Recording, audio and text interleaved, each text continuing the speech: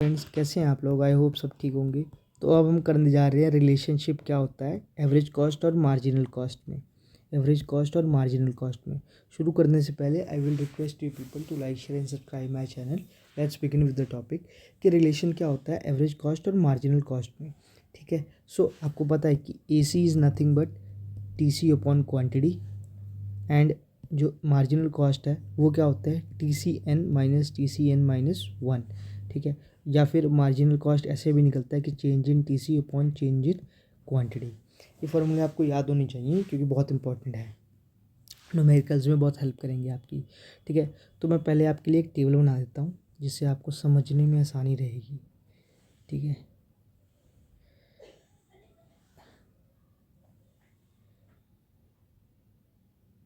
ठीक है,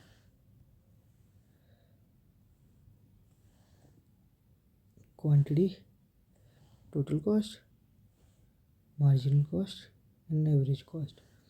ठीक है, तो ये क्वांटिटी हो गई 0 1 2 3 4 5 6 7 8 9 10। ठीक है, ये हो गया टोटल कॉस्ट 10। ठीक है, 10 20 28।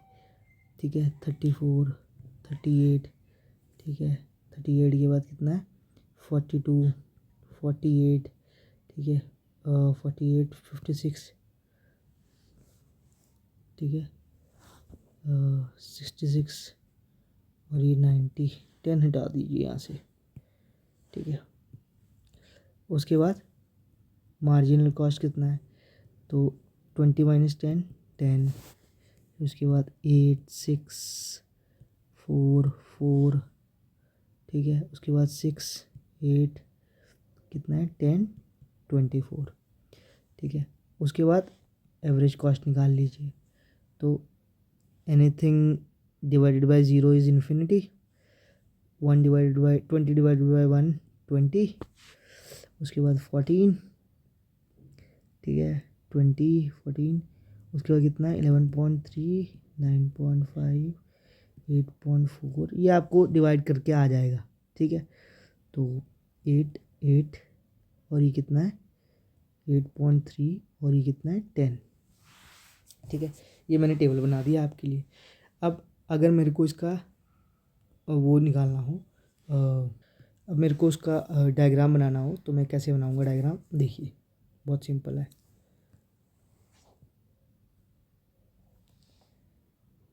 ठीक है, y 0 x, यहाँ पे आ गया एवरेज कॉस्ट और मार्जिनल कॉस्ट, यहाँ पे आ गया आउटपुट।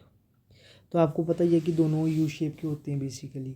ठीक है, तो अगर मैं ईसी बनाऊँ तो मतलब अगर आपको नंबर प्लॉट करना है तो आप नंबर ही प्लॉट कर सकते हैं, पर मैं ऐसे बना दे रहा हूँ सीधा ताकि। ठीक है, एवरेज कॉस्ट, या फिर ऐसे बना दीजिए, यू शेप बना दीजिए average cost, this is marginal cost. ठीक है, मार्जिनल कॉस्ट, या फिर अगर ऐसे नहीं बनाना आपको तो ये देखिए ऐसे बना दीजिए, ये रही एवरेज कॉस्ट, ये रही मार्जिनल कॉस्ट, ये डायग्राम। ठीक है, ठीक है, इस पॉइंट पे इक्विटी भी मैच कर गया। ठीक है, सो लेट्स बिगिन। अब ये मैंने रॉ डायग्राम बनाया है, आप चाहें तो ये नंबर प्लॉट करके वैसे भी बना सकते हैं, पर मैंने ये रॉ में बना दिया है क्योंकि एग्ज़ाम में आप एस को बनाएंगे और फिर नंबर से वो उसको एक्सप्लेन कर देंगे तो इजी रहेगा आपके लिए। ठीक है, तो मैं आपको इसकी एक्सप्लेनेशन समझाता हूँ। ठीक है, डिस्क्रिप्शन समझाता हूँ इसकी। डिस्क्रिप्शन बेसिकली है क्या? पहले डिस्क्रिप्शन ये है कि व्हेन एसी फॉल्स, जब एसी गिरता है, MC curve is below AC curve. ठीक है, because MC is less than AC. वो कह रहा है कि जब एसी गिरता है ना तो एम सी कर्व जो होता है वो नीचे होता है ए सी कर्व के। क्यों? क्योंकि एम सी जो है वो कम है ए सी से। ठीक है, तो मैं आपको टेबल और डायग्राम दोनों में ये चीज़ दिखाता हूँ। ठीक है, तो ये देखिए एम सी 10 से 8 हो गया, ए सी 20 से 14 हो गया, दोनों ही गिर रहे हैं। ठीक है, ये 20 था तो 14 हो गया, ये 10 था तो 8 हो गया। ठीक है, मगर जो एवरेज कॉस्ट है ना वो अभी भी ज़्यादा है मार्जिनल कॉस्ट से। देखिए यहाँ पे ये 8 है, यहाँ पे ये 14 है, फिर गिरा है 6 हो गया, ये 11.3, ये भी गिर रहा है, ये भी गिर रहा है, लेकिन जो मार्जिनल कॉस्ट है वो यहाँ पे कम है और एवरेज कॉस्ट की वैल्यू ज़्यादा है। ठीक है, तो ये चीज़ ये बोल रहा है डायग्राम में कि जब एसी एवरेज कॉस्ट गिर रहा होता है तो मार्जिनल कॉस्ट बिलो होता है एवरेज कॉस्ट के, क्योंकि मार्जिनल कॉस्ट जो है वो कम है एवरेज कॉस्ट से, या फिर आप ऐसे भी कह सकते हैं कि marginal cost is less than average cost. ठीक है, टेबल में आपको समझ में आ गया। डायग्राम में देखिए ये इस वाले पार्ट पे दोनों ही गिर रहे हैं। ठीक है, लेकिन जो मार्जिनल कॉस्ट जो है ना, जो मार्जिनल कॉस्ट है वो क्या है, वो नीचे है एवरेज कॉस्ट के, मतलब एवरेज कॉस्ट की वैल्यू अभी भी ज़्यादा है। ठीक है, सो ये मैंने आपको पहला पॉइंट समझा दिया। ठीक है, दूसरा पॉइंट क्या कह रहा है इसका, ये सुनिए। ओह सॉरी, दूसरा पॉइंट क्या कह रहा है इसका कि when average cost is minimum, जब एवरेज कॉस्ट अपने मिनिमम पे होता है। ठीक है, एंड कांस्टेंट रहता है और कांस्टेंट हो जाता है, मिनिमम और कांस्टेंट एवरेज कॉस्ट की बात कर रहा है वो, तो क्या होता है then marginal cost curve cuts average cost curve, और इसको हम बोल सकते हैं average cost is equal to marginal cost. वो कह रहा है कि जब एवरेज कॉस्ट अपने मिनिमम पे होता है और एवरेज कॉस्ट अपने मिनिमम और कांस्टेंट हो जाता है, तो जो मार्जिनल कॉस्ट कर्व है ना उसे कट करता है एसी को, जहाँ पे एसी और एमएससी बराबर हो जाते हैं। मैं आपको डायग्राम और टेबल दोनों में दिखाता हूँ। ये देखो, वो कह रहा था कि जब एवरेज कॉस्ट अपने मिनिमम पे होता है तो एवरेज कॉस्ट का मिनिमम होना कब है। इस टेबल में ध्यान से देखो आप, सबसे कम वैल्यू कौन सी है एवरेज कॉस्ट की, 8 है, तो मतलब ये 8 इसकी सबसे लोएस्ट वैल्यू हो और इनमें कांस्टेंट भी है। ठीक है, और ये कांस्टेंट भी है। ठीक है, तो ये मिनिमम है, सॉरी ये मिनिमम है एंड कांस्टेंट भी है। इसी पॉइंट पे जो मार्जिनल कॉस्ट है वो कट करता है। ठीक है, तो मार्जिनल कॉस्ट देखिए 8 यहाँ पे कट करेगा इसको, ये दोनों वैल्यूज़ बराबर हैं, तो यहाँ पे एमसी और एसी बराबर हो गया। ठीक है, सो डायग्राम में देखिए। ठीक है, ये देखिए इस पॉइंट पे ये वैल्यू कितनी है, ये वैल्यू 8 की वैल्यू है। ठीक है, दिस इज़ 8। ठीक है, यहाँ पे मार्जिनल कॉस्ट और एवरेज कॉस्ट बराबर है इस पॉइंट पे। ठीक है, और ये जो पॉइंट है ये एसी का जो है वो मिनिमम पॉइंट है, मिनिमम एंड कांस्टेंट पॉइंट। ठीक है, AC minimum and constant point. ठीक है, उसके बाद थर्ड डिस्क्रिप्शन क्या बोल रही है कि व्हेन एसी इज़ राइजिंग, जब एसी राइज करता है, MC curve is above AC curve because MC is greater than AC. वो कह रहा है कि जब एवरेज कॉस्ट राइज होता है, इंक्रीज़ होता है, तो मार्जिनल कॉस्ट जो है ना वो ज़्यादा होता है एवरेज कॉस्ट से। ठीक है, जिसकी वजह से मार्जिनल कॉस्ट इंक्रीज मतलब ज़्यादा बड़ा होता है एवरेज कॉस्ट से। मैं आपको टेबल और डायग्राम दोनों में दिखाता हूँ, ये देखो। ठीक है, एवरेज कॉस्ट का लास्ट आखिरी वैल्यू कितनी, जो मिनिमम था वो 8 था, 8 के बाद वो 8.3 जाता है और 10 जाता है, यानी इंक्रीज़ हो रहा है। एसी यहाँ पे इंक्रीज़ हो रहा है, मगर इस पॉइंट पे जो मार्जिनल कॉस्ट है वो 10 है, यानी एवरेज कॉस्ट यानी मार्जिनल कॉस्ट ज़्यादा बड़ा हुआ है एवरेज कॉस्ट से। और यहाँ पे भी 24 है, यानी मार्जिनल कॉस्ट बढ़ा हुआ है एवरेज कॉस्ट से।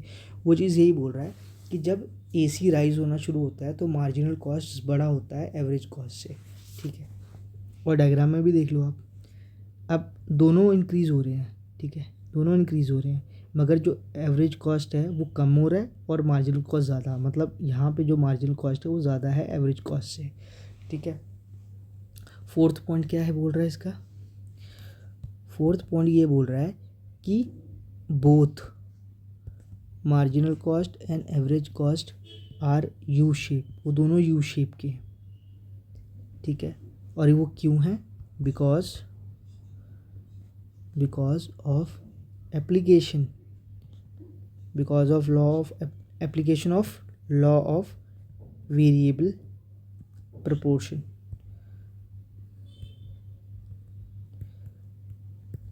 ठीक है। और लॉ ऑफ वेरिएबल प्रपोर्शन आपको याद होना चाहिए, अब तो इतनी बार जिक्र हो गया इसका, ठीक है। फिफ्थ पॉइंट क्या बोल रहा है, फिफ्थ पॉइंट बोल रहा है since MC declines faster than AC, जब MC गिरता है तो ज़्यादा तेज़ी से गिरता है AC के मुकाबले, इट रीचेज इट्स लोवेस्ट, जो MC का लोवेस्ट है, ठीक है, पॉइंट अर्लियर, पहले पहुंच जाता है किससे, एवरेज कॉस्ट से, अर्लियर दैट ऑफ AC, ठीक है। हेंस इसीलिए, hence MC start rising even when average cost is falling, ठीक है। तो वो कह रहा है कि जब MC डिक्लाइन होता है faster than AC, it reaches its lowest point earlier than that of AC, ठीक है। तो अपने लोएस्ट पॉइंट पे AC से पहले पहुंच जाता है, इसीलिए MC start rising even after AC is falling, इसीलिए MC जो है वो राइज होना शुरू हो जाता है जबकि AC अभी तक फॉल ही हो रहा होता है। ये कहाँ पे दिखता है आपको, मैं टेबल दिखाता हूँ पहले, ये देखो, ठीक है, ठीक है।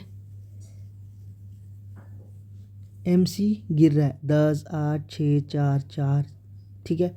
इस पॉइंट पे जो MC है वो अपने लोएस्ट पे है और कांस्टेंट है, और इस पॉइंट पे क्या है कि एवरेज कॉस्ट ज़्यादा बढ़ा है MC से, ठीक है। इसका मतलब क्या होगा कि MC जल्दी गिर रहा है और AC कम जल्दी गिर रहा है, ठीक है। उसकी वजह से क्या हुआ कि MC जल्दी राइज करते रहा है, 4 के बाद वो 6 पे राइज हुआ, जबकि जो एवरेज कॉस्ट है वो अभी तक गिर रहा है कि 4 ये हुआ, 8.4 के बाद भी वो 8 पे गिरा है, ठीक है। और उसके बाद फिर 8 पे गिरा है, ठीक है। उसके बाद 2 यूनिट बाद वो जाके इंक्रीज़ हो रहा है। तो ये यही कह रहा है कि जब AC फॉल हो, जब MC इतनी जल्दी जल्दी गिर रहा था और उसके बाद MC राइज होना शुरू हो गया, तब भी AC जो है एवरेज कॉस्ट जो है वो फॉल हो रहा था। इस पॉइंट पे हम देख सकते हैं कि 4 के बाद MC तो राइज हो गया, ठीक है, MC तो राइज हो गया, इंक्रीज़ हो गया, लेकिन AC यहाँ भी अभी तक गिर रहा है क्योंकि 9.5 के बाद वो गिरा है 8.4 पे, और यहाँ ये 4 से 6 पे इंक्रीज़ हो गया है, ठीक है। और डायग्राम में अगर देखना चाहो तो कि MC declines faster than AC, ठीक है, ये फास्टर देन AC, ये लोवेस्ट AC का आ गया, MC का आ गया लोवेस्ट, तो इसके बाद ये इंक्रीज़ हो रहा है, जबकि AC अभी तक ही गिरी जा रहा है, गिरी जा रहा है, गिरी जा रहा है, ठीक है, ठीक है। सिक्स्थ पॉइंट क्या बोलता है कि both AC and MC are derived from TC, AC और MC दोनों TC से डिराइव होते हैं कि AC is nothing but TC upon quantity, ठीक है, और MC is nothing but TCn minus TCn minus 1, या फिर ये भी बोल सकते हैं change in TC upon change in quantity, ठीक है। सो आई होप ये आपको रिलेशनशिप समझ में आ गया होगा AC और MC में। ये बहुत इंपॉर्टेंट रिलेशनशिप है, बहुत आपको क्वेश्चन पेपर में इजीली आ सकता है, ठीक है। तो आई होप आपको ये समझ में आ गया होगा, और कुछ क्वेरीज हो तो प्लीज़ कमेंट मी, मिलते हैं नेक्स्ट लेक्चर में, till then bye, and also please like share and subscribe my channel. Thank you.